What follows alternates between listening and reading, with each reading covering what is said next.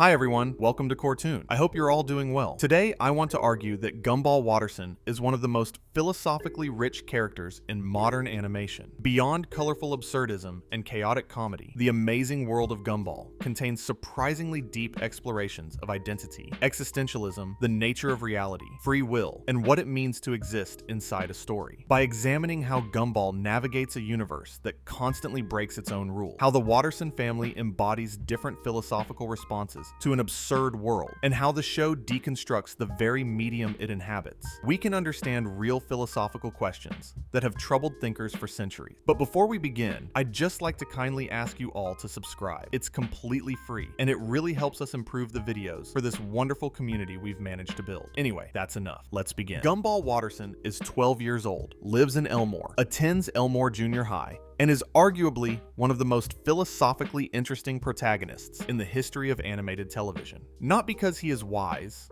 or disciplined, or particularly thoughtful in the conventional sense. Quite the opposite. Gumball is impulsive, overconfident, spectacularly bad at reading social situations, and almost always the architect of his own misfortunes. But there is something beneath the chaos, something that the show gradually reveals across its 6 seasons, and that something is a character who is, on a deep and almost unconscious level, genuinely wrestling with what it means to exist.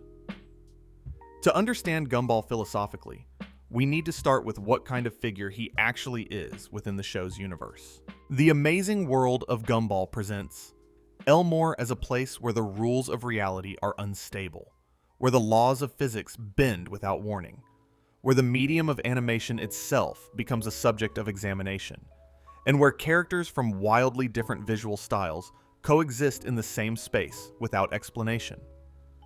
Into this world, Gumball is dropped as a protagonist who somehow embodies all of its contradictions. He is cartoon logic made flesh. He operates according to desires and impulses that are instantly recognizable as human, yet he exists within a context that makes the very concept of consistent identity questionable.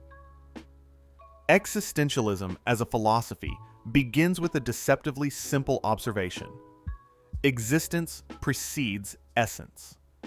This phrase, most associated with the French philosopher Jean-Paul Sartre, means that human beings do not arrive in the world with a fixed nature or predetermined purpose.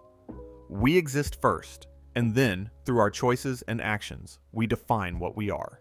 There is no God, no cosmic blueprint, no inherent meaning waiting to be discovered. We are radically free, which means we are also radically responsible for who we become. Most people find this terrifying and spend their lives either denying it or avoiding its implications through conformity, habit, or bad faith, which is Sartre's term for the tendency to pretend we have no choice when we actually do.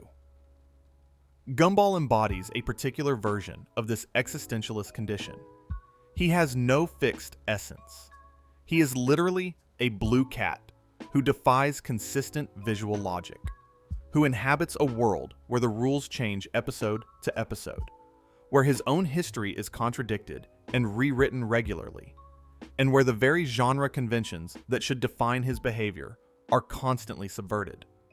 He cannot rely on a stable identity because the show does not provide one. And yet, Gumball keeps trying. He keeps asserting himself, keeps making choices, keeps stumbling forward with confidence that is equal parts genuine conviction and complete delusion. This is actually a profoundly existentialist posture. The existentialist hero, in the tradition of Camus and Sartre, is someone who stares into the void of meaninglessness and refuses to look away, who confronts the absurd nature of existence and continues to act anyway. Camus described this as the revolt, the decision to keep living and striving despite full awareness that no ultimate justification for doing so exists.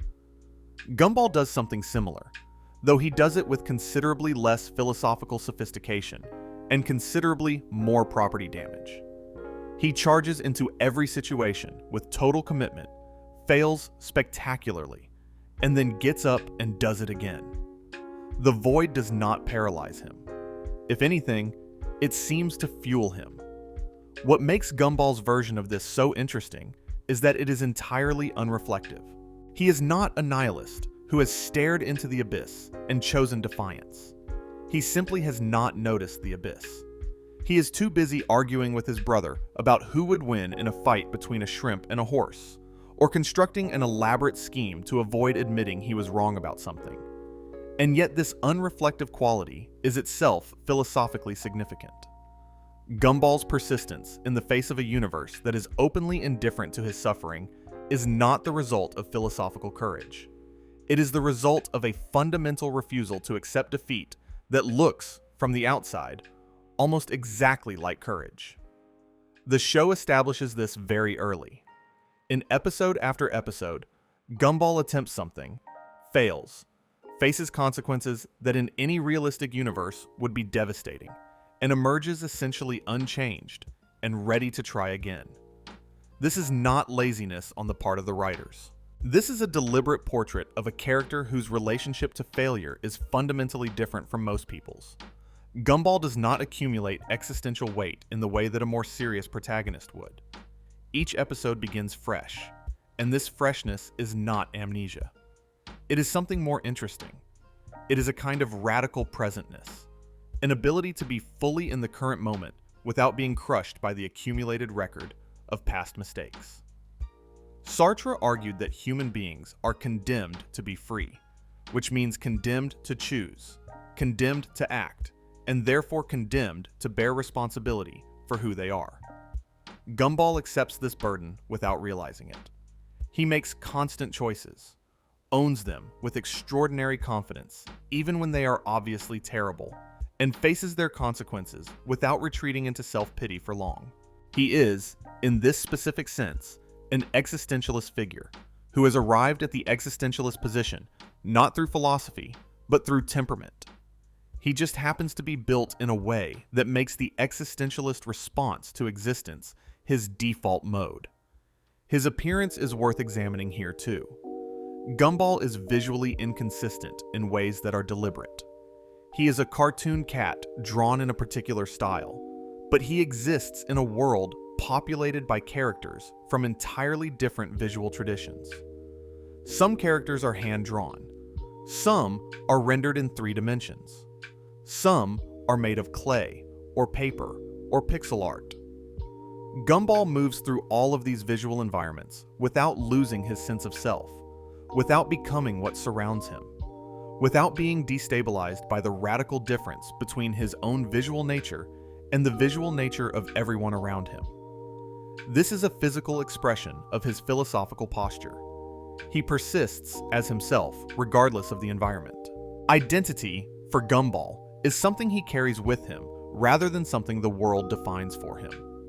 This contrasts sharply with many animated protagonists who are defined by their context, whose identity is essentially a product of their setting and their relationships. Gumball has relationships and a setting, but neither one determines who he is. He would be recognizably Gumball in any universe, any visual style, any genre. The show tests this repeatedly by placing him in radically different stylistic contexts. Episodes that are shot like live action. Episodes rendered in styles that reference specific animation traditions. Episodes that exist within entirely different narrative conventions. And Gumball remains coherently himself throughout all of them. This is a form of existentialist authenticity expressed through visual language. Gumball as existentialist clown sets up the central philosophical question that runs through the entire series. In a universe where reality is unstable, where identity is not fixed, where the rules change constantly, what does it mean to have a self? What does it mean to make choices that matter? What does it mean to be responsible for who you are when who you are keeps being tested by a universe that seems designed to undermine every fixed point? Gumball does not answer these questions, but he lives inside them with a kind of chaotic grace that makes the questions themselves visible. Before we move on, make sure to subscribe if you're enjoying this breakdown. To truly understand the philosophy embedded in the amazing world of Gumball, we need to spend some time with the town of Elmore itself, because Elmore is not simply a backdrop for the Watterson family's adventures. It is a philosophical environment, a constructed world whose specific properties raise profound questions about meaning, reality, and the relationship between consciousness and the universe it inhabits. Albert Camus, the French-Algerian philosopher who gave us the most fully developed account of philosophical absurdism, described the absurd as arising from the confrontation between the human desire for clarity, meaning, and order on one side, and the universe's total indifference to those desires on the other. We want things to make sense. We want our suffering to have a purpose, our choices to have weight, our lives to fit into some comprehensible narrative. The universe provides none of these things. It just continues, indifferent, chaotic, and utterly unconcerned with our need for it to be otherwise. The absurd is the gap between what we need and what we get. Elmore is a town built on exactly this gap.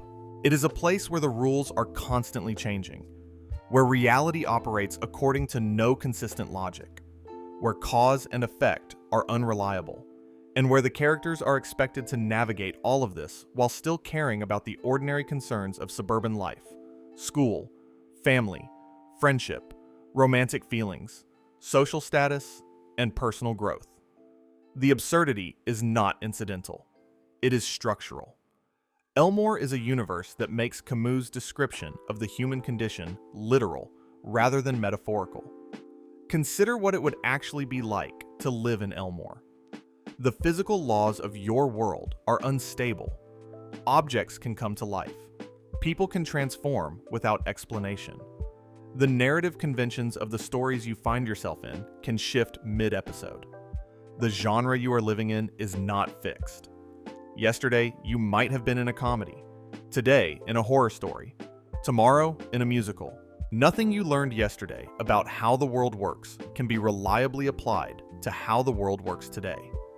And yet, the inhabitants of Elmore are expected to go to school, pay taxes, maintain relationships, hold down jobs, and generally behave as if this were a world with stable ground beneath it.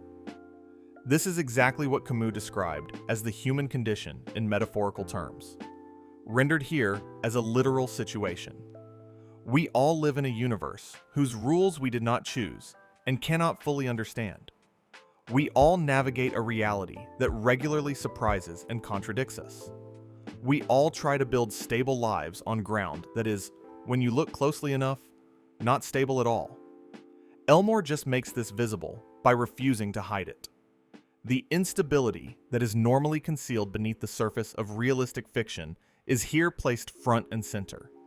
Gumball's response to Elmore's absurdist reality mirrors Camus' prescription for how to face the absurd.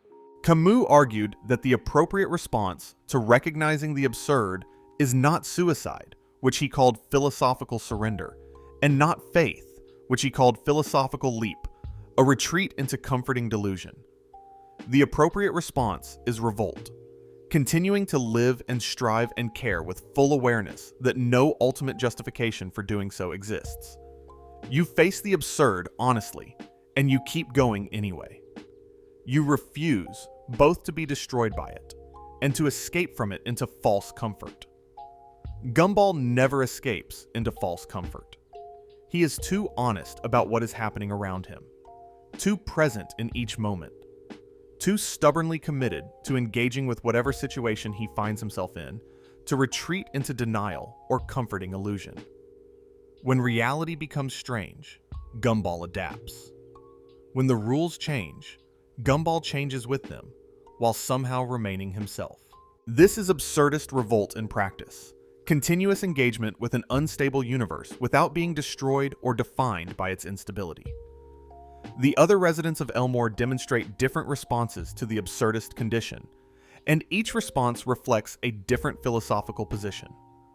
Characters like Larry, the perpetual service industry worker who exists in every customer service job in town simultaneously, seem to have simply accepted the absurdity and made their peace with endless, meaningless repetition. Characters like Principal Brown seem to have retreated into institutional authority, using the appearance of rules and procedures to create a false sense of order and stability. Characters like Tobias, with his relentless social ambition, have embraced a kind of bad faith, pretending that the social hierarchy of a chaotic middle school represents something real and fixed and worth pursuing. And then there is Gumball, who is none of these things. He is neither resigned like Larry, nor hiding behind institutions like Principal Brown, nor self-deceived like Tobias.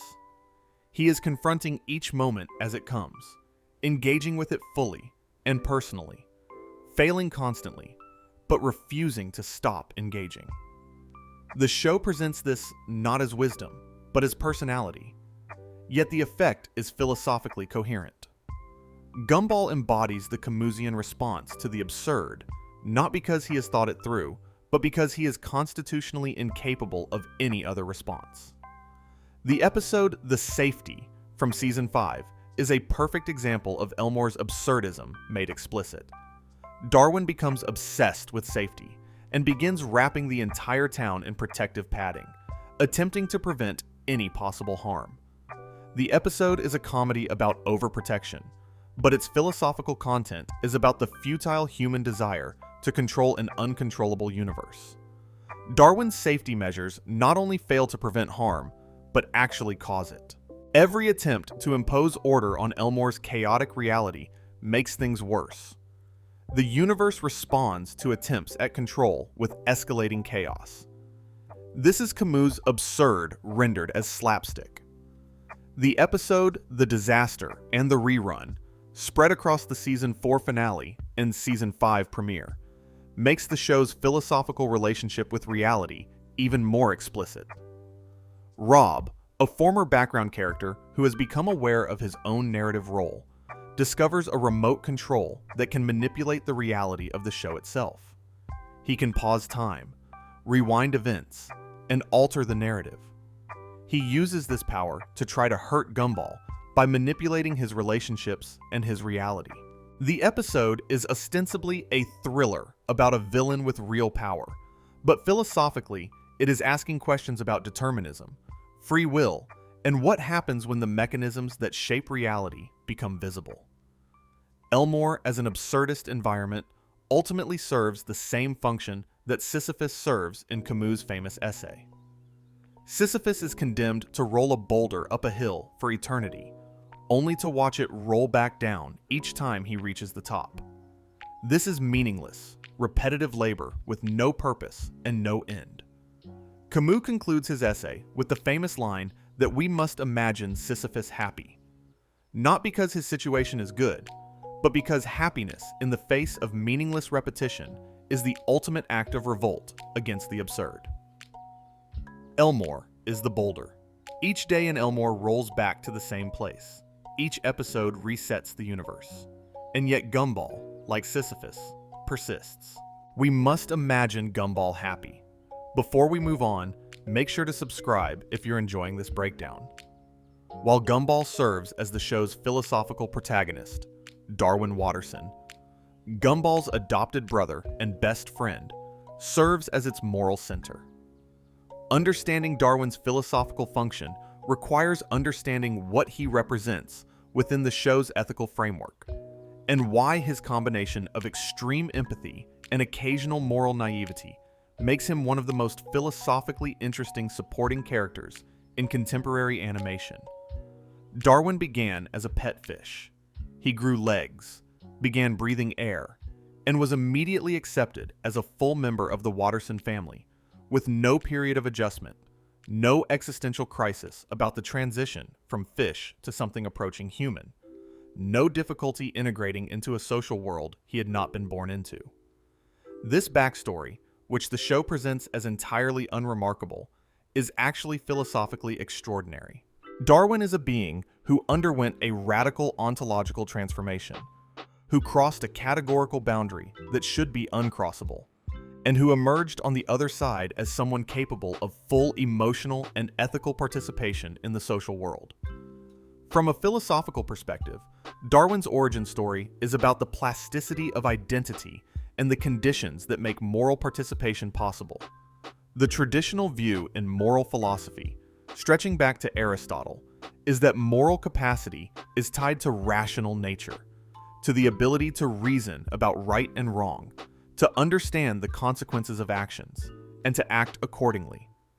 Darwin acquired this capacity suddenly and completely, without the gradual developmental process that would normally produce it. The show does not treat this as remarkable, but we should. Darwin's instant moral development raises questions about whether moral capacity is something that grows gradually, or something that can be activated, whether it requires history and experience, or whether it can arrive fully formed. Darwin's empathy is the central fact of his character. He feels what other people feel with an intensity and immediacy that regularly gets him into trouble. When someone is suffering, Darwin suffers too. When someone is happy, Darwin shares their happiness. This is not a cognitive process for Darwin. He does not calculate how someone is probably feeling and then simulate compassion. He actually feels it directly and immediately, as if emotional states were contagious rather than merely communicable. This extreme empathy is philosophically complex. On one hand, it represents a kind of moral ideal. Philosophers in the tradition of David Hume and Adam Smith argued that sympathy, the ability to feel what others feel, is the foundation of morality. We behave well toward others partly because we can imagine, or even actually feel, the impact of our behavior on them. Darwin takes this to its logical extreme. He does not have to imagine the impact of his behavior because he directly experiences it in a form that is essentially indistinguishable from his own experience. This should make him the most morally reliable character in the show, and in many ways, it does.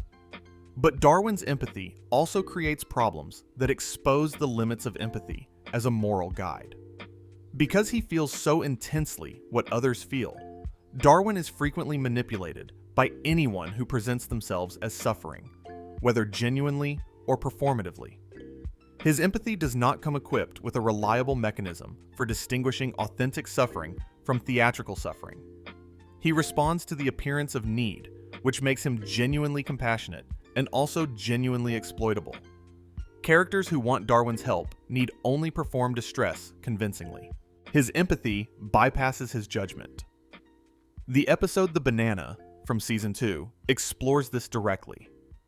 Billy the Banana, a background character who has previously been treated as entirely minor, turns out to have been suffering profound social isolation and psychological distress as a result of the main character's casual indifference to him. Darwin feels this acutely when it is revealed. The episode is partly a critique of how even genuinely empathetic characters can develop blind spots, can miss suffering that is not immediately visible, can be so focused on the people they care about most that they fail to notice the suffering of people on the periphery of their attention. This is a philosophically important point about the limits of individual empathy as a moral system. Empathy is naturally directed toward people who are close to us, people who are similar to us, people whose suffering is visible and legible to us. It tends to attenuate with distance, difference, and invisibility.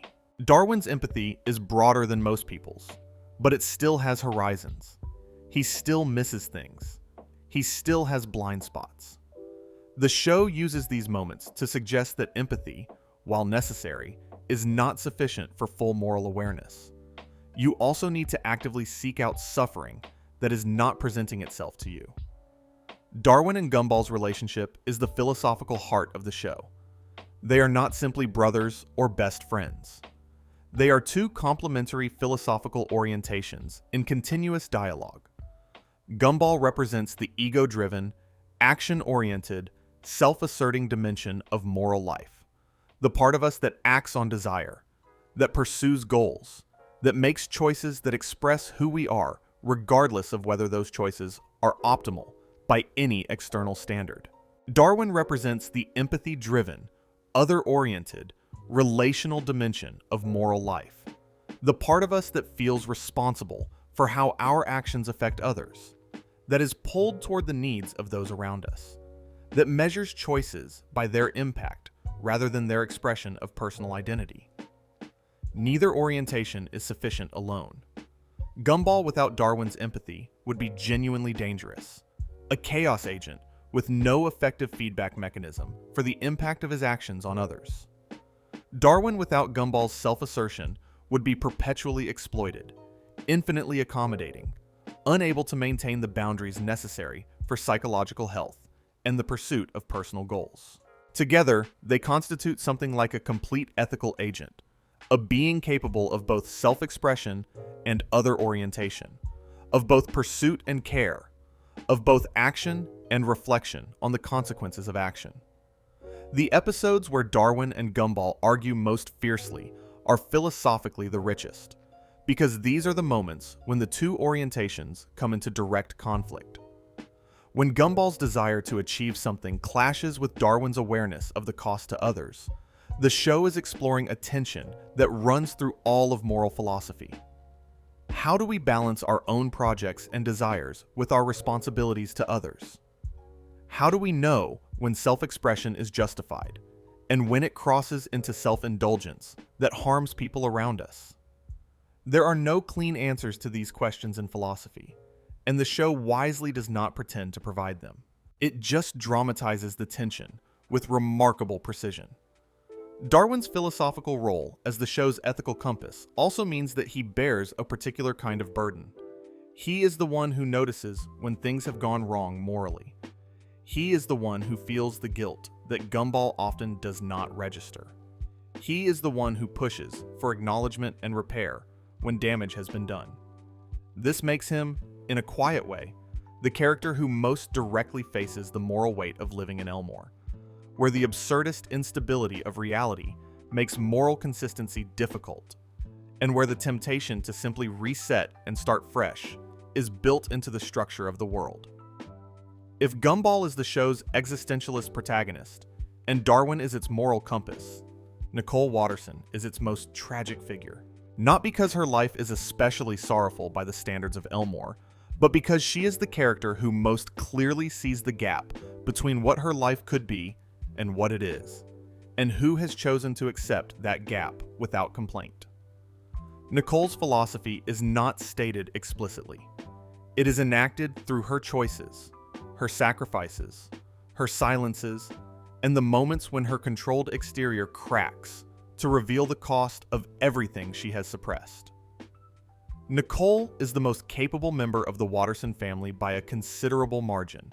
She is stronger, faster, smarter, and more competent than Richard, than Gumball, than anyone in the Watterson orbit. The show establishes this constantly and without ambiguity. Nicole could, by any reasonable assessment, do almost anything she chose to do. She is presented as someone with genuine, exceptional ability. Someone who, in a different context, with different choices, might have had a remarkable career or achieved significant things in the broader world. Instead, she works a mid-level job that does not come close to using her abilities. She maintains a household that is perpetually chaotic. She is married to a man who is sweet and loving and almost completely non-functional as an adult. And she spends an enormous amount of energy managing a family that constantly creates crises she then has to resolve. She chose this. She continues to choose it. And the show asks, sometimes very quietly, what that choice costs her. The philosophical tradition most relevant to Nicole is existentialist feminism, particularly the work of Simone de Beauvoir, Sartre's partner and one of the founding figures of feminist philosophy. De Beauvoir argued that women in patriarchal societies are consistently denied the opportunity for authentic selfhood because they are defined relationally, as wives, mothers, daughters, rather than as autonomous individuals with their own projects and their own relationship to freedom. They are encouraged, coerced, or simply socialized into accepting a secondary position, into organizing their lives around the projects and needs of others rather than their own. Nicole does not inhabit a straightforwardly patriarchal situation. The show does not present Richard as oppressive or controlling. He is kind and devoted and genuinely loving, but the structural dynamic is recognizable from de Beauvoir's analysis. Nicole's exceptional capabilities are consistently subordinated to the needs of her family.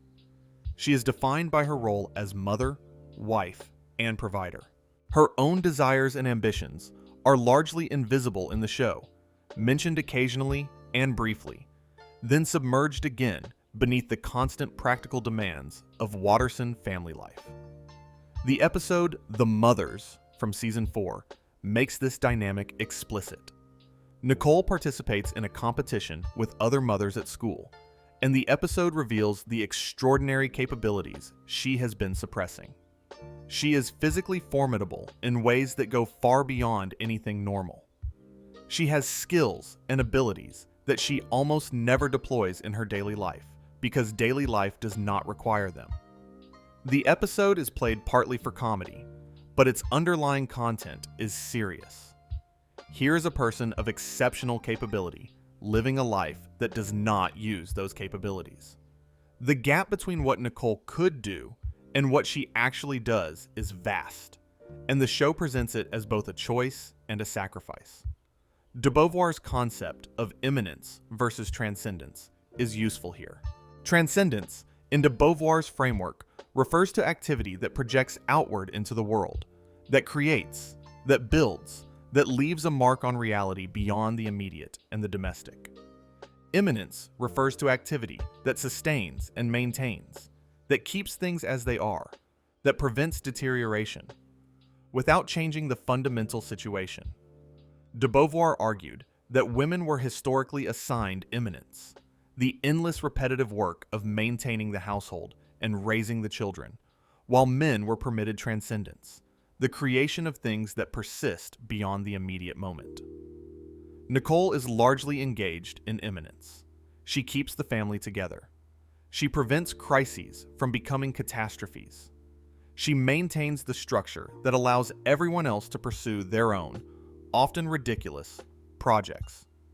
She does this with extraordinary skill and dedication. But it is maintenance, not creation. It sustains a world rather than building one. And the show acknowledges, in quiet ways, that this is not the full use of what Nicole could bring to the world. What makes Nicole philosophically interesting, rather than simply tragic, is that she has made her choice with open eyes. She knows what she has given up. The show makes clear, in episodes that visit her past, that Nicole had opportunities and ambitions that she set aside when she chose her family. She did not make this choice in ignorance or under duress. She made it with full awareness of the trade-off, and she continues to make it, daily, with every crisis she manages and every extraordinary capability she deploys in service of keeping the Watterstons functional. This is an authentic choice in the existentialist sense. Sartre argued that authentic existence requires full awareness of your freedom, full acknowledgement that you are choosing, full acceptance of responsibility for the consequences of your choice. Bad faith is when you pretend you have no choice, when you tell yourself you are simply doing what the situation requires, when you deny your own agency. Nicole is not in bad faith. She knows she is choosing. She does it anyway. And there is a form of philosophical dignity in this that the show honors, even as it also acknowledges the cost. Nicole's rare moments of anger, when her control cracks and she reveals the full extent of what she is managing, are philosophically significant. They are not simply character moments of stress or emotion. They are glimpses of the suppressed self, of the person Nicole might have been if she had chosen differently, of the transcendence she mostly sets aside in favor of immanence. When Nicole is angry, she is briefly and terrifyingly not a mother and a wife.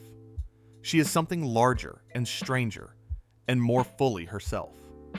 The show's consistent humor about her anger is also an acknowledgement of what the anger represents. Something real is breaking through. Richard Watterson presents a genuine philosophical puzzle. On the surface, he is simply the incompetent father, the comedy device who fails at everything and relies entirely on Nicole to hold the family together.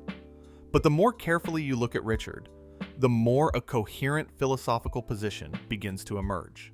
One that is not incompetence at all, but something stranger and, in its own way, more admirable than the competence it lacks. Richard does not work. He has not held a job for most of his adult life. He does not manage household tasks. He does not plan for the future. He does not worry about money or social status or what other people think of him. He spends his days eating, watching television, playing with his children, and pursuing whatever immediate interest has captured his attention. By every conventional standard of adult functionality and responsibility, Richard is a failure. But Richard is also, in his own peculiar way, deeply content. He does not seem to suffer from the existential weight that burdens Nicole, or the anxious striving that drives Gumball, or the empathetic overload that regularly overwhelms Darwin. Richard exists in a kind of permanent present tense, fully absorbed in whatever is happening right now, without regret about the past or anxiety about the future. He is, without having chosen it or theorized it, living out the core prescription of Taoist philosophy. Taoism, the ancient Chinese philosophical and spiritual tradition associated most closely with the text known as the Tao Te Ching, and attributed to the philosopher Laozi, teaches that the fundamental principle of the universe, the Tao, or the Way, is best understood and aligned with through a quality called Wu Wei, which is typically translated as non-action or effortless action. Wu Wei does not mean doing nothing. It means acting in harmony with the natural flow of things rather than against it, not forcing, not striving, not imposing your will on reality, but allowing things to unfold in their natural direction while making the small adjustments that are necessary without becoming attached to particular outcomes. Richard achieves Wu Wei accidentally. He is not a Taoist philosopher. He has not read the Tao Te Ching and probably would not understand it if he did. But his constitutionally non-striving nature, his inability or unwillingness to force outcomes, his total lack of attachment to status or achievement or the approval of others, his happy absorption in present pleasures, all of these qualities align him with Taoist ideals in a way that no deliberate student of Taoism is ever quite able to achieve. The Tao Te Ching contains a famous passage about water, which achieves things through softness and yielding rather than force, which finds the lowest place and yet nourishes everything, which does not fight the shape of its container, but fills it perfectly. Richard is not exactly water. He is more like a very large, very comfortable piece of furniture that the rest of the family arranges their lives around. But the principle is similar. He does not fight the shape of the world. He does not impose himself on situations. He flows into whatever space is available and finds contentment there. The episode The Job from Season 2 is the most philosophically revealing examination of Richard's character. Richard gets a job delivering pizza, and reality itself begins to collapse. The universe, it turns out, is not designed to accommodate Richard Watterson as a functional worker. His employment does not just fail, it creates an ontological crisis, a disruption of reality so severe that the fabric of existence begins to unravel.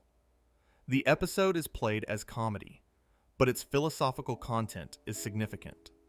It suggests that Richard's non-functioning is not personal failure, but cosmic necessity. He is not supposed to work. The universe actively rejects the possibility. This is Taoist in a very deep sense.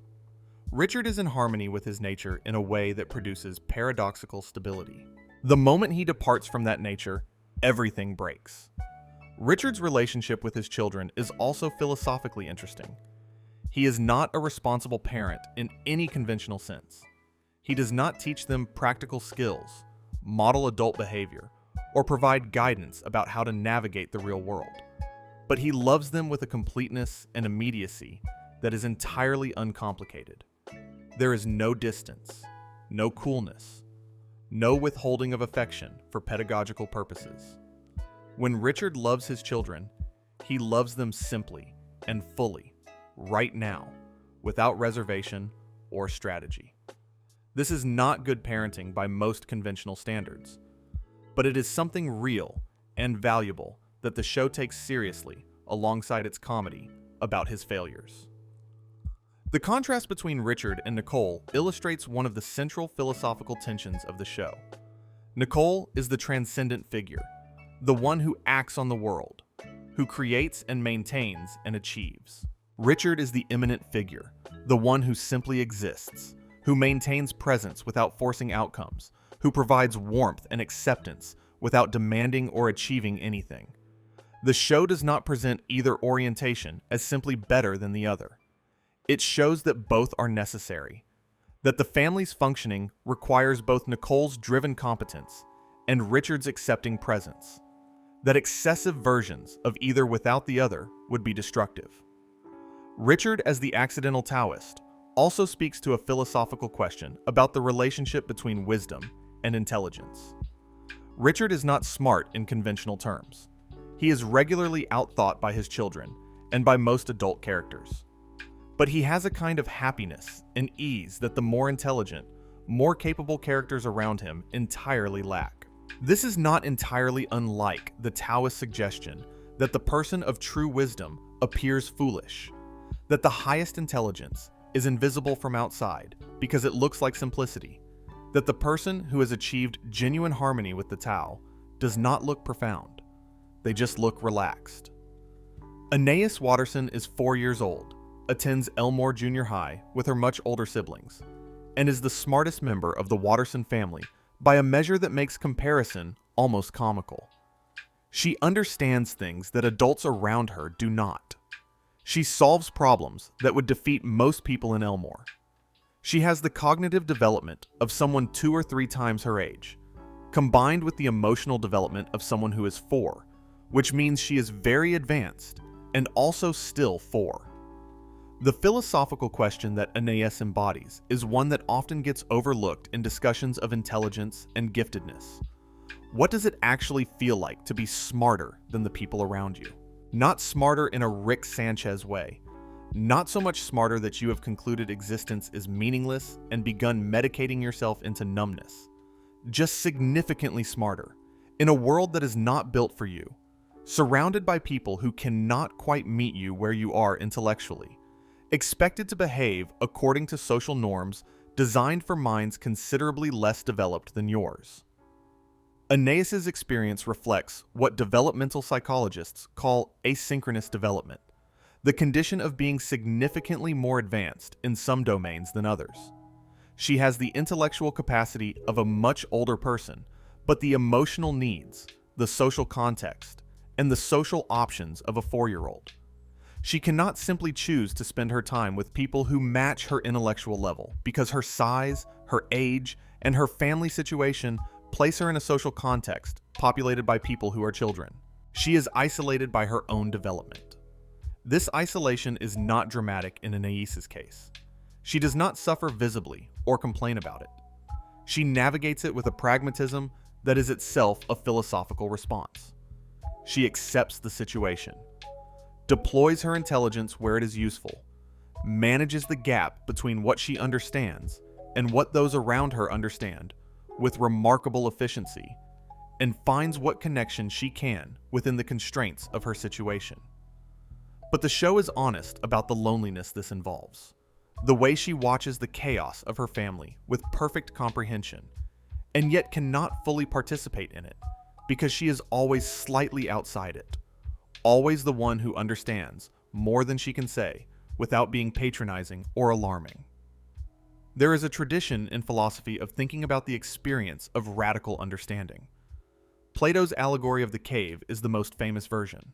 In the allegory, most people are chained in a cave, watching shadows on the wall and taking them for reality. One prisoner escapes, sees the actual world lit by the sun, and returns to tell the others. But the others cannot understand what he is describing because they have no frame of reference for it. His superior knowledge isolates him completely from the people he most wants to help. Understanding something that others cannot understand is not just a cognitive advantage, it is a social burden. Anais lives a version of this. She sees clearly what is happening in situations that others find confusing. She understands the causes of family conflicts that others experience as mysterious. She can predict outcomes that seem to blindside everyone else. And none of this helps her belong. None of it gives her more satisfying relationships. None of it provides the connection that she, despite everything, still needs, because she is for, and she is a person, and people need connection, regardless of their intelligence. The show handles Anais with particular delicacy by not making her insufferable. Many fictional child geniuses are portrayed as arrogant, condescending, or socially alienated in a way that reads as punishment for their intelligence. Anais is none of these things. She is kind and patient and genuinely invested in her family. She deploys her intelligence in service of others, using it to help rather than to demonstrate superiority. She has clearly concluded, without theorizing it, that intelligence is a resource and not an identity. That being smart does not make her better than anyone, just differently capable. This is a philosophical position about the ethics of capability that many genuinely intelligent people never reach. The temptation, when you can do things others cannot, is to build your identity around that capability, to define yourself by your superiority, to derive your sense of self-worth from the gap between your abilities and everyone else's. Anais does not do this. She holds her intelligence lightly, deploys it practically, and keeps investing in relationships that are, from a purely intellectual standpoint, somewhat unequal. This is philosophical maturity that most adults never achieve. The relationship between Anais and her brothers is worth examining in this light. She is almost always more capable than them. She frequently rescues situations they have created. She often sees clearly what they are doing wrong and could tell them, but often does not, because she has learned that people generally cannot receive the truth about their own mistakes delivered by someone smaller than them. She exercises what we might call epistemic tact, knowing when to share what she knows and when to let people figure things out for themselves. This is wisdom, and it is a specifically social form of wisdom that is entirely different from intelligence. One of the things that makes the amazing world of Gumball philosophically extraordinary is that it does not just depict characters living in a world. It also periodically turns its attention to the fact that it is a show, to its own constructed nature, to the mechanisms that produce it, and to what those mechanisms imply about the experience of its characters. This is what philosophers and literary theorists call metafiction, or in the specific context of television and film, metatelevision. The amazing world of Gumball is deeply and deliberately metatextual, and this quality gives it philosophical dimensions that most animated shows entirely lack. The most sustained exploration of this dimension is the episode The Meta, from Season 6, and the broader arc involving Rob, formerly known as background character Rob, who becomes the show's primary antagonist not through conventional villainy, but through awakening. Rob was a background character, literally a character designed to populate scenes, rather than to carry narrative weight, who somehow became self-aware, aware that he was a character in a show, aware that the show had been running without him having any importance, and furiously resentful of this marginalization. Rob's awakening raises philosophical questions that go to the heart of existentialism and ethics. If you discover that your existence is constructed, that you were created for a purpose you did not choose, that the world you inhabit follows rules designed by someone else, for reasons that have nothing to do with your interests, what is the appropriate response? This is, in a different register, the same question that existentialism poses to human beings in general. We did not choose to exist. We did not choose the world we were born into. We did not choose the values, the social structures, the historical context that shaped us. We are, in a meaningful sense, constructed by forces we did not control. How should we respond to this discovery? Rob's response is rage. He cannot accept the constructed nature of his existence. He cannot reconcile himself to having been created as a background detail rather than a protagonist. He weaponizes his awareness, using it to try to destroy the show itself, or at least to cause maximum disruption to its main characters. This is one possible response to the existentialist discovery of the constructed nature of existence, a response that Sartre might recognize as authentic, but also as ultimately self-defeating. The rage at the conditions of your existence does not change those conditions. It just makes you miserable and potentially destructive. Gumball's response to the same discovery, when he becomes aware at various points that he is in a story, that the rules around him can be manipulated, that there is a constructed quality to his world, is very different from Rob's. Gumball's response is essentially curiosity, followed by continued engagement. He does not rage at the discovery. He does not attempt to destroy the mechanism. He investigates, experiments, sometimes exploits the awareness, and then mostly continues living. This is closer to the Camusian response. Acknowledge the absurdity, acknowledge the construction, and then revolt by continuing anyway. The philosophical tradition of postmodernism is relevant here. Postmodernist thinkers like Jean Baudrillard argued that in contemporary culture, we increasingly live in a world of simulations, where images, representations, and media constructions have become as real or more real than the underlying reality they claim to represent. The map, to use Baudrillard's famous formulation, has replaced the territory. We experience reality through mediation, and the mediation has become our primary reality. Elmore is a world that makes this explicit. The characters live inside a media construction. Their reality is genuinely, literally, a simulation in the sense that it is produced by animators and writers and directors. The amazing world of Gumball does not pretend otherwise. It makes this condition visible and then asks what it implies for its characters. If you know your reality is mediated, if you know the rules of your world were designed by someone else, if you know your existence is being watched and evaluated by an external audience, what does this do to your experience of living?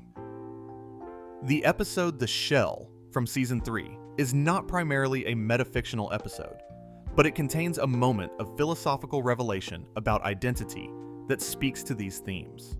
Penny Fitzgerald, after her shell is broken and she is exposed in her true form for the first time, cannot initially control her transformations. She shifts between different forms, unable to settle into a stable visual identity. The episode frames this as psychological, about the anxiety of being seen for who you really are, about the difficulty of moving from a protected, contained identity to an exposed, authentic one. But it also raises questions about what identity is when visual form is unstable, when who you are is not fixed by appearance. The show's willingness to make its own constructedness visible is not just a postmodern trick or a clever formal device. It is philosophically serious. By acknowledging that Elmore is a constructed world, by allowing characters to become aware of their constructed nature, the show is actually engaging with one of the deepest questions in philosophy of mind and metaphysics. What is the relationship between being real and being constructed? Are the characters less real because they are fictional? Are their experiences, emotions, and relationships less genuine because they are animated? The show's implicit answer seems to be no, that realness and constructedness are not opposites, that something can be constructed and still be genuinely real in the sense that matters. We have touched on Rob already, but he deserves a full examination because he is one of the most philosophically sophisticated antagonists in recent animation. Rob is not a villain in the conventional sense. He does not want power or wealth or revenge in the ordinary meaning of revenge. What he wants is something more philosophically interesting. He wants recognition. He wants his existence to matter. He wants to be more than what he was designed to be. Rob's philosophical position draws most naturally from the work of Friedrich Nietzsche, specifically Nietzsche's concept of ressentiment. Nietzsche used the French word ressentiment rather than the English resentment to describe a specific psychological phenomenon. the experience of those who feel themselves to be powerless or overlooked, who cannot achieve their goals through direct action, and who therefore redirect their frustration into a philosophy of judgment and condemnation aimed at those who have what they lack. Ressentiment is not just being angry about your situation. It is building your entire sense of identity and value around that anger, defining yourself through opposition to the thing you envy. Rob fits this pattern precisely. He was a background character who had no importance and no story. He became aware of this marginalization, became aware that Gumball was the protagonist while he was literally furniture, and this awareness became the organizing center of his existence. Everything Rob does is organized around his relationship with Gumball, around his resentment of Gumball's narrative importance, around his attempt to claim importance for himself by becoming the villain to Gumball's hero. His identity is entirely reactive, entirely defined by the thing he resents. Nietzsche saw ressentiment as a spiritual poison because it makes genuine self-expression impossible. The person in the grip of ressentiment cannot pursue positive goals or create positive value because all their energy is directed at negation, at tearing down, at condemning what they envy. They cannot become more themselves because they have made themselves a function of their reaction to someone else. Their freedom is a shadow freedom, defined entirely by the freedom they are trying to destroy. Rob demonstrates this perfectly. He is genuinely smart, genuinely capable, and genuinely has the potential to be interesting and significant on his own terms. But he cannot access this potential because he has organized his entire existence around Gumball. He cannot pursue his own story because he has defined himself as the opposite of Gumball's story. He is the antagonist, which means he is always reacting rather than acting, always responding rather than initiating, always defining himself in relation to someone else's project rather than his own. The show is compassionate toward Rob in a way that is philosophically important. It does not present him simply as evil or deserving of his marginalization. It acknowledges that his situation is genuinely unfair. He really was created as a background character with no importance. He really was overlooked, while other characters received narrative attention and development. His anger has a legitimate source. The problem is not that his resentment is unjustified, but that his response to it has trapped him. The Nietzschean prescription for moving beyond ressentiment is the creation of positive values, the affirmation of life and power and self-expression, rather than the negation of what others have. Nietzsche called this the will to power, which is not the desire to dominate others, but the desire to express and expand your own capabilities, to become more fully yourself. The person who overcomes ressentiment stops organizing their life around opposition and begins organizing it around creation. Rob gestures toward this at various points in the show's later seasons. There are moments when he seems close to breaking out of the antagonist role, when he briefly considers the possibility of a different kind of existence, when the reactive definition of himself that has organized his behavior begins to seem inadequate.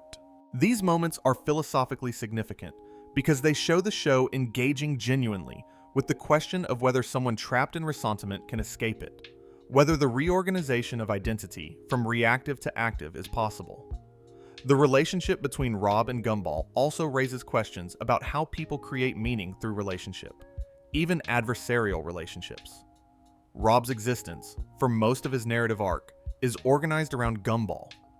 This gives him direction, purpose, focus, an opponent. Gumball provides Rob with something he lacked as a background character, a role in the story.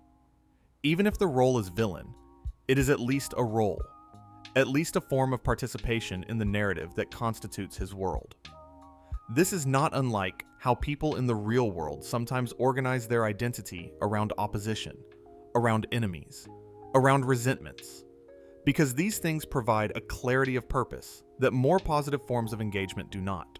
One of the deepest philosophical threads running through The Amazing World of Gumball is an exploration of the relationship between identity and performance. The question is not simply who Gumball is, but how much of who he is genuinely his own, and how much is a performance constructed for an audience. This is not a question unique to animated characters.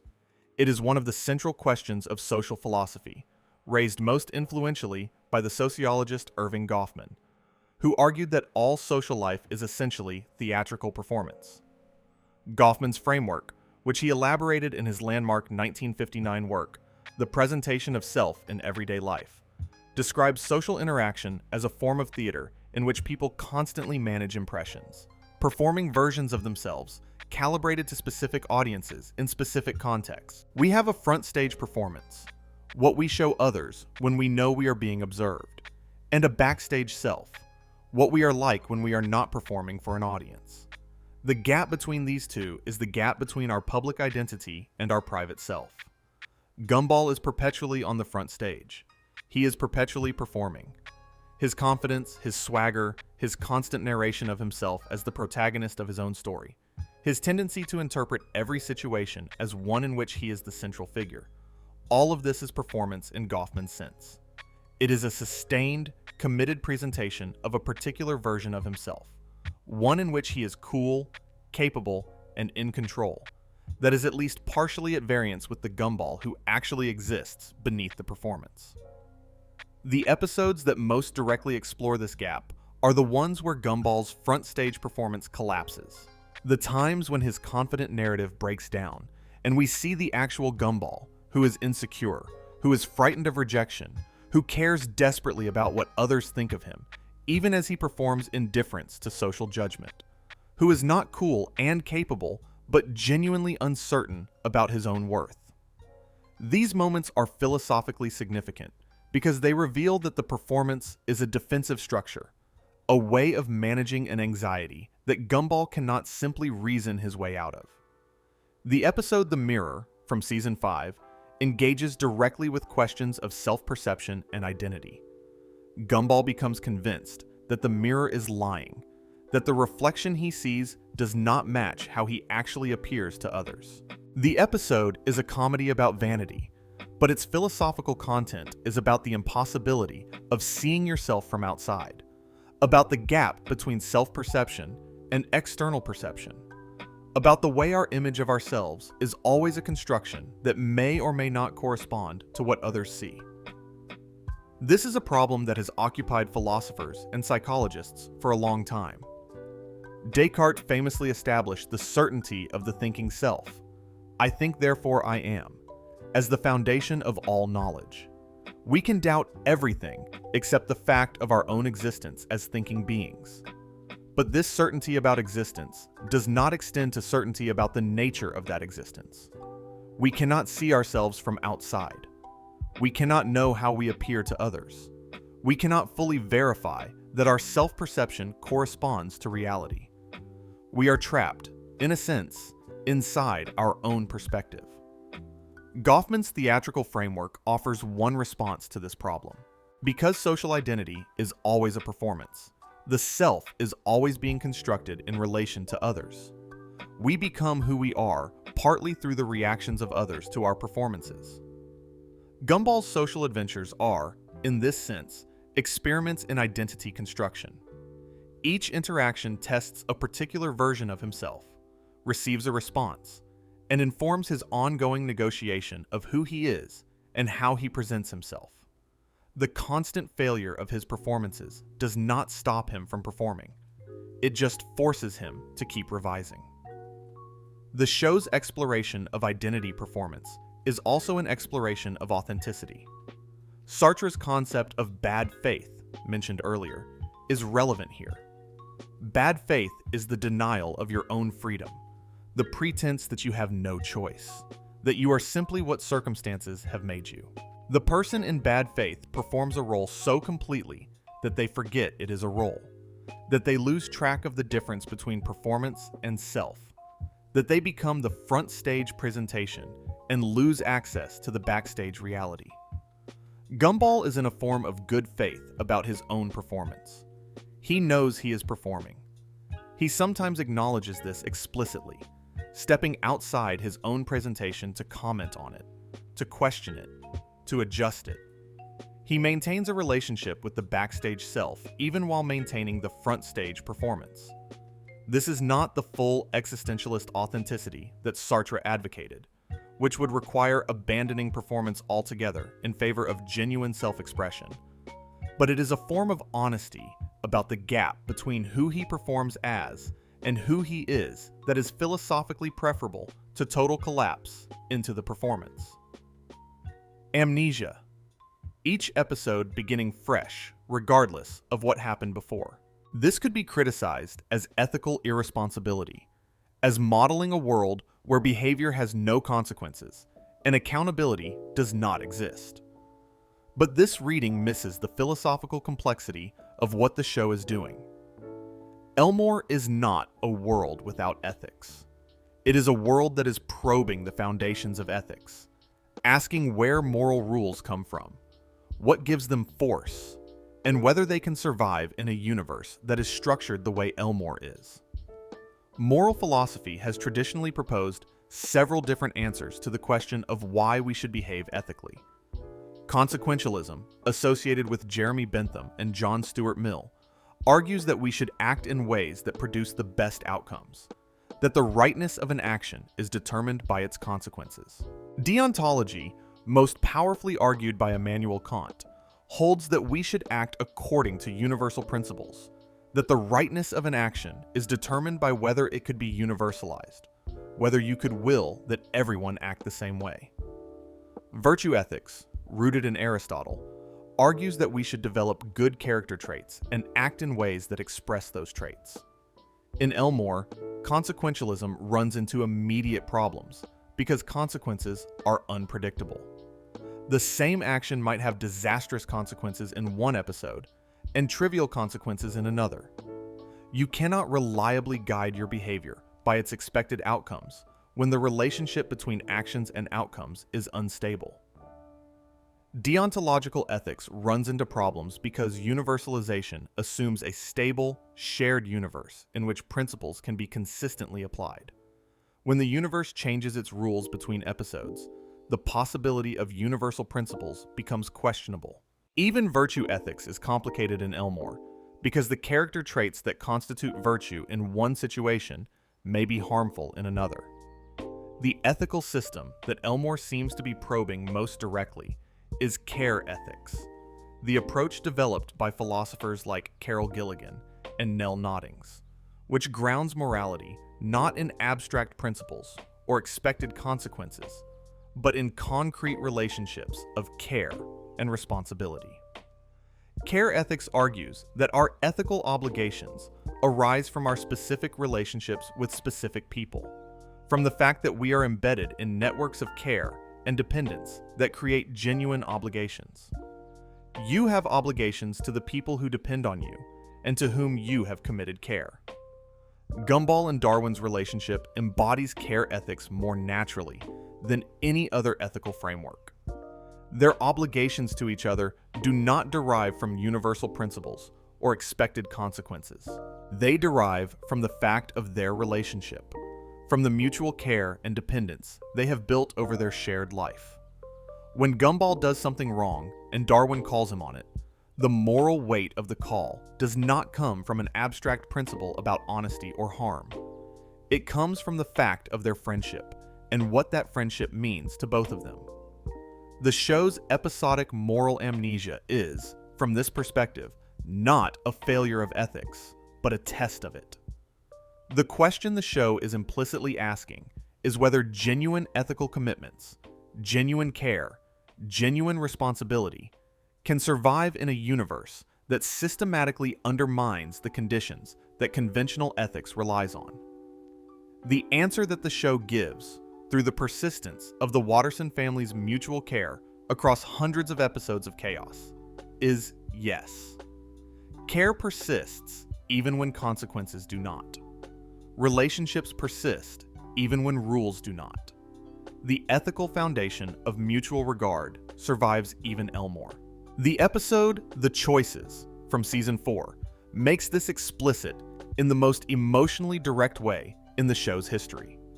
The episode examines the various choices Nicole made that led to her life with the Wattersons, specifically her choice to be with Richard rather than pursue a more conventional path of success. The episode asks whether her choices were good ones, whether the life she has is better or worse than the alternatives she passed up. And it answers this question not through consequentialist calculation, but through a portrait of genuine love and genuine connection. The answer is not that Nicole made the optimal choices by any external standard. The answer is that she made authentic choices in service of genuine care, and that this is what matters.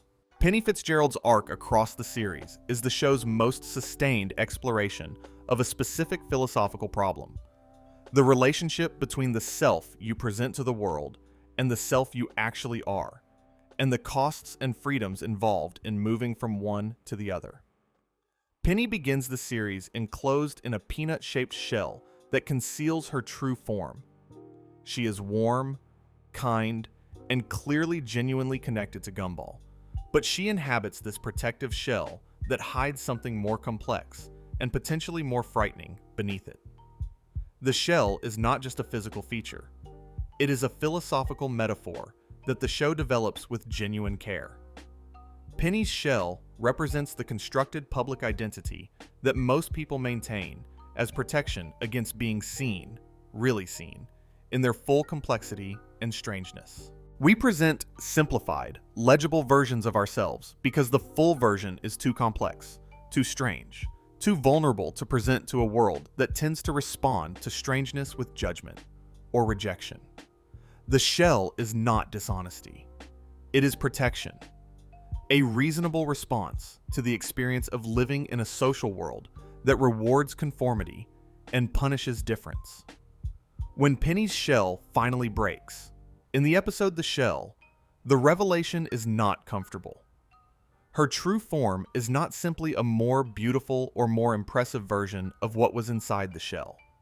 It is something genuinely different, something that shifts and changes, that does not settle into a single stable form, that is by its nature multiple and dynamic, rather than fixed and singular. And Penny cannot initially control it. She transforms in response to emotion, in response to situation, in response to inner states that do not allow themselves to be contained by a single visible form. This is an extraordinarily rich philosophical moment.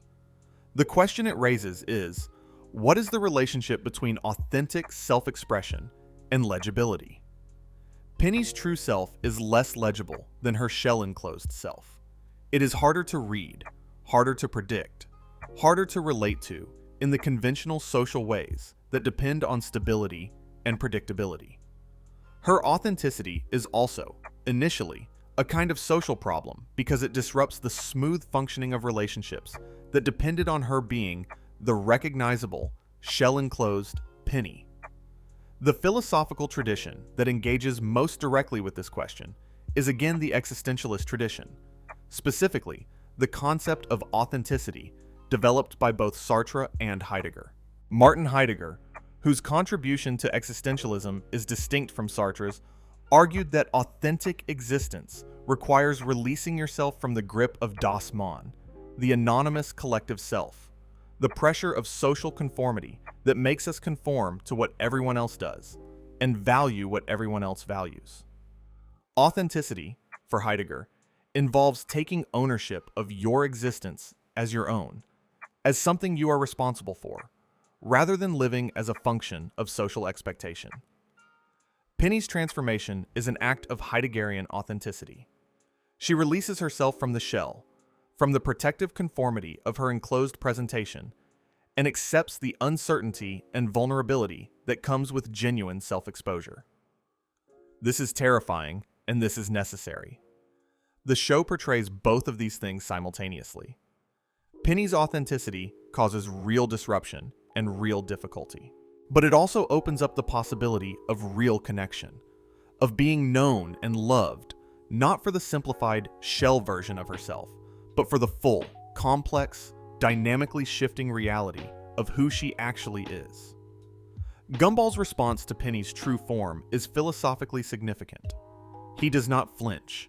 He does not retreat. He does not attempt to manage or contain or normalize what he is seeing. He simply accepts it, accepts her, with an openness that is one of his genuine virtues rather than one of his performed ones. This acceptance is not naive. It is not that Gumball fails to notice that Penny has become strange and multiple and difficult. He notices. He just decides that this is the Penny he wants to know, in all her strangeness and multiplicity and difficulty. This is what philosophers call recognition in the specifically Hegelian sense developed by Axel Honneth and others. Full recognition of another person is not just acknowledging their existence or tolerating their presence. It is affirming the full reality of who they are, including the parts that are strange or uncomfortable, or that do not fit neatly into the expectations you had of them. Gumball gives Penny this kind of recognition, and it is one of the most philosophically mature things he ever does. All the more remarkable because he achieves it without apparently having thought about it at all. After spending this entire video examining the amazing world of Gumball through a philosophical lens, looking at Gumball's existentialist engagement, Darwin's care ethics, Nicole's authentic sacrifice, Richard's accidental Taoism, Anais's burden of precocity, Rob's ressentiment, Penny's journey into authentic self-expression, and the show's broader explorations of reality, identity, and ethics, we can step back and ask what Gumball's story reveals about real human struggles with meaning, selfhood, and how to live. The amazing world of Gumball is not trying to be a philosophy textbook. It is trying to be funny, and it largely succeeds. But beneath the comedy, across 6 seasons of increasingly ambitious and self-aware storytelling, the show has assembled a remarkably coherent philosophical portrait of what it means to navigate an unstable world with integrity, with care, and with at least occasional good humor about the absurdity of the whole enterprise. The first lesson that Gumball's philosophy offers is about the relationship between persistence and meaning. The show's universe is genuinely unstable. The rules change. The medium shifts. The characters are aware, at varying levels, that they are constructed, and yet meaning is made within this instability, not despite it. The Wattersons' love for each other, their genuine mutual care, their persistent investment in each other's lives, creates meaning that does not require a stable universe to ground it. This is philosophically important because the real world is also more unstable than we usually acknowledge. The structures and systems that seem to give life meaning are more contingent, more subject to change, more constructed than we generally want to admit. The show suggests that this instability is not an obstacle to meaning. It is the condition in which meaning gets made. The second lesson concerns the relationship between intelligence and wisdom. The show is full of characters with different kinds of intelligence. Gumball's social intuition, Darwin's emotional intelligence, Anais's cognitive precocity, Nicole's practical capability. None of these is sufficient alone. What makes the Wattersons function, when they function, is not the deployment of any single form of intelligence, but the combination of different forms of knowing in service of a shared project of mutual care. This is a lesson about the limits of any single form of capability and the importance of genuine collaboration between different kinds of minds. The third lesson is about the relationship between authenticity and belonging. Penny's arc and the show's broader exploration of identity and performance suggests that authentic self-expression and genuine belonging are not incompatible, but that the path between them is difficult, and the difficulty is real.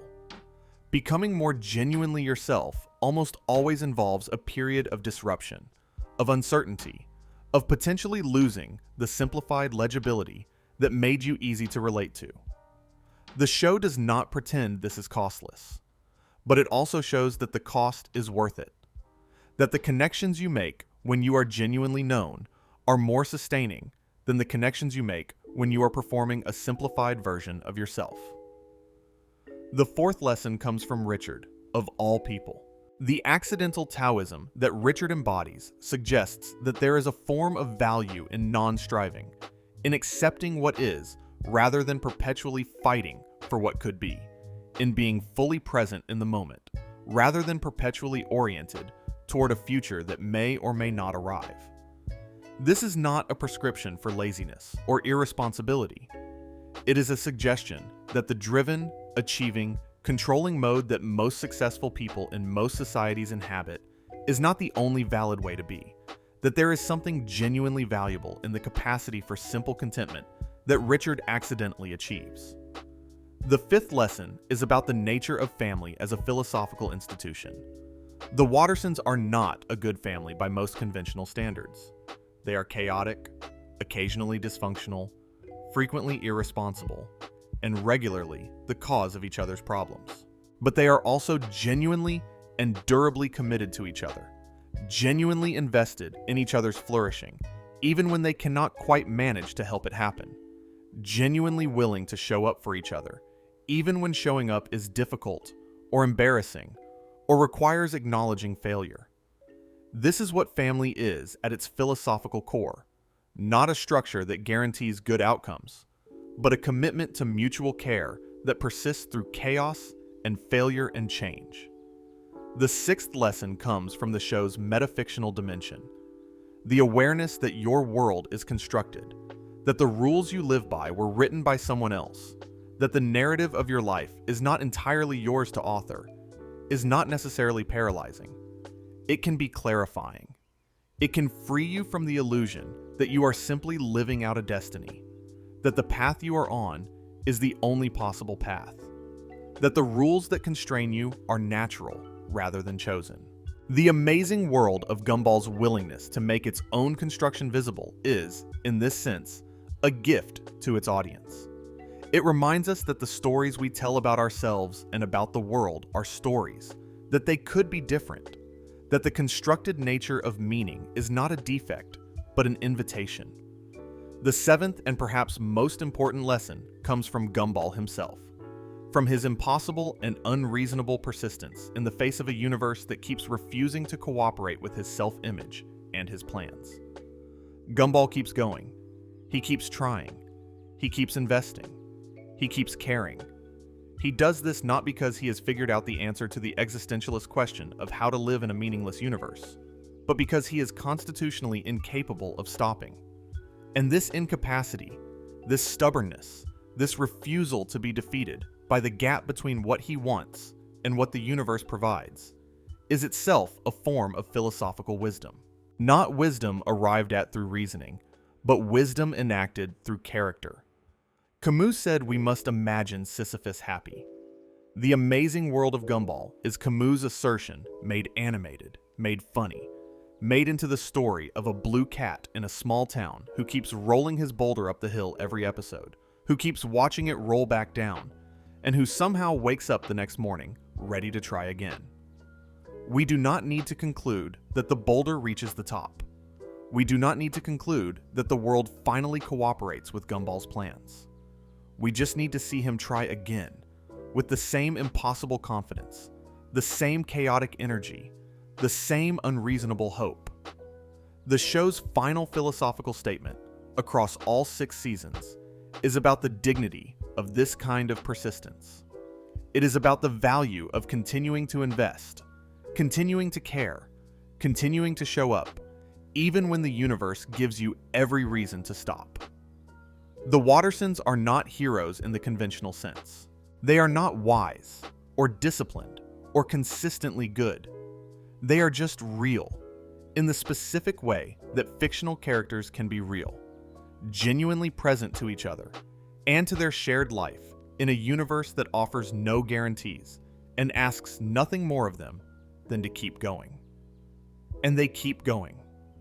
The show understood something that most philosophy struggles to articulate directly, that the way most people actually manage to face the absurdity of existence is not through philosophical reasoning or stoic discipline or heroic revolt. It is through the persistence of ordinary love, ordinary care, ordinary commitment to the people who make your life worth living. Richard loves Nicole with a simplicity that does not require him to understand why he loves her. Nicole chooses her family with an awareness of the cost that does not diminish the choice. Gumball throws himself into each new adventure with a confidence that is not justified by his actual capabilities, but that is, somehow, exactly what the moment requires.